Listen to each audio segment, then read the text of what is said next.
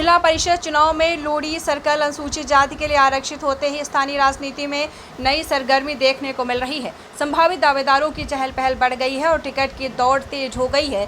इसी कड़ी में हमारे संवाददाता ने बीजेपी अनुसूचित जाति जनजाति सेल नाथगांव खंडेश्वर तालुका अध्यक्ष व लोडी के भूतपूर्व उप सरपंच दीपक लोकरे से विशेष बातचीत की।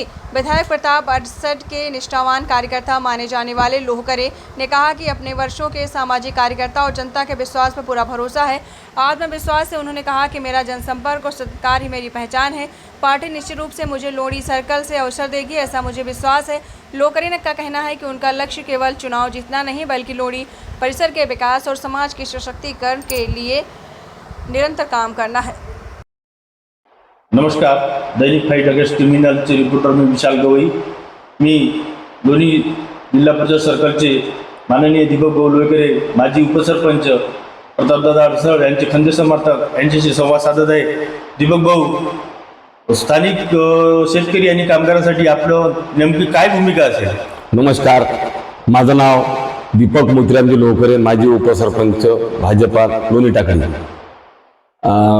आदरणीय देशाचे पंतप्रधान श्री नरेंद्र मोदीजी यांनी शेतकऱ्यासाठी अनेक अशा कल्याणकारी योजना अंमलात आहेत। महाडीबीटीवर डायरेक्ट शेतकऱ्याच्या खात्यात पैसे जमा होत आहेत। तसेच कामगाराकरता बांधकाम कामगार कल्याण योजना, त्यांच्या मुलांना स्कॉलरशिप, ह्या योजना पण चालूच आहे। परंतु आपले जे कामगार आणि शेतकरी हा जो वर्ग आहे हा अत्यंत कामात मग्न असल्यामुळे ते शेतीमध्ये जाऊन आपला अर्ज करणे हे प्रक्रिया ते करू शकत नाही।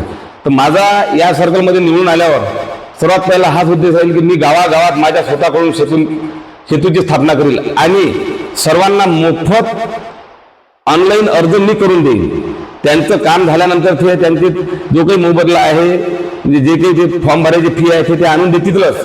परंतु मला माझ्या सर्कलच्या सर्वांगीण विकासासाठी मोदीजीच्या नियमाप्रमाणे सबका साथ सबका विकास या धोरणावर मला चालत आहे। त्यापेक्षा आपला फरक काय आहे? आता विरोधक तर मी माझ्या पक्षातल्या लोकांना कोणाला समजत नाही, पहिला मुद्दा आहे।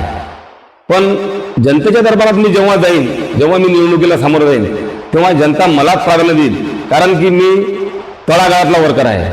हे सर्व सामान्य जनतेत राहून मी काम करतो आणि मी भरपूर असे कामं तळागाळात जाऊन केलेले आहे। मी माझ्या गावात स्वतः पाठपुरावा करून 70 घरकुल या गावात मी आणलेले आहे। रमाई आवास असेल, पंतप्रधान आवास असेल, मोदी आवास असेल। आता मागे काही दिवसात मी रक्ताच्या नात्यानं असं जागा जर असेल तर त्यांना घरकुल मिळण्याबाबत मी कमीत कमी 22 जणांना स्वतः घेऊन तालुक्याला गेलो आणि त्यांचा पाठपुरावा करून 22 जणांचे घरकुल मंजूर करून आणले।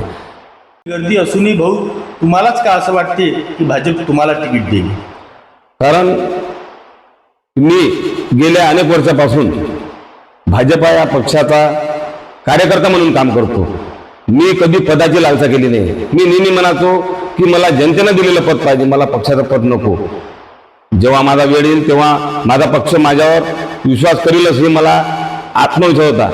आज हे सर्कल आरक्षित असल्यामुळे पहिल्यांदा आदरणीय आमचे लाडके आमदार हे माझ्यावरच बरोबर करतील, कारण की मी तळागाळाचा कार्यकर्ता आहे, मी जनसामान्यांचा कार्यकर्ता आहे आणि मी तळागाळात जाऊन गोरगरिबांचे कामं करतो।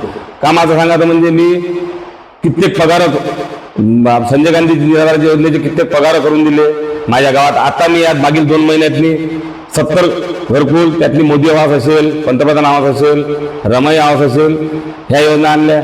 आता बघा तर इथंच एक उदाहरण आहे, आमचे गौरवभाऊ शार यांचे आजोबा दुसऱ्या गावाला होते, तरी सुद्धा आम्ही त्यांच्या कागदपत्राचा पाठपुरावा करून त्या शारबाईचं घरकुल मी आणून दिलं।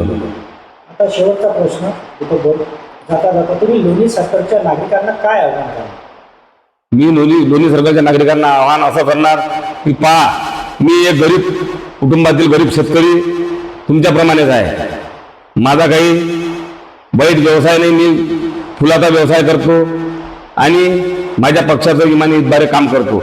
म्हणून माझा पक्ष तर मला उमेदवारी देणारच आहे, पण उमेदवारी दिल्यावर माझ्या पाठीशी राहा आणि माझ्या समाज बांधवांना मी हे जाहीर आवाहन करतो की मी नेहमी आपल्या त्या मागे राहील. नमस्कार. पढ़ते रहिए fight against criminal daily newspaper. आज की खबर में बस इतना ही। वीडियो को लाइक करें और चैनल को सब्सक्राइब कर लें, जिससे आने वाली वीडियो की नोटिफिकेशन आपको मिलती रहे।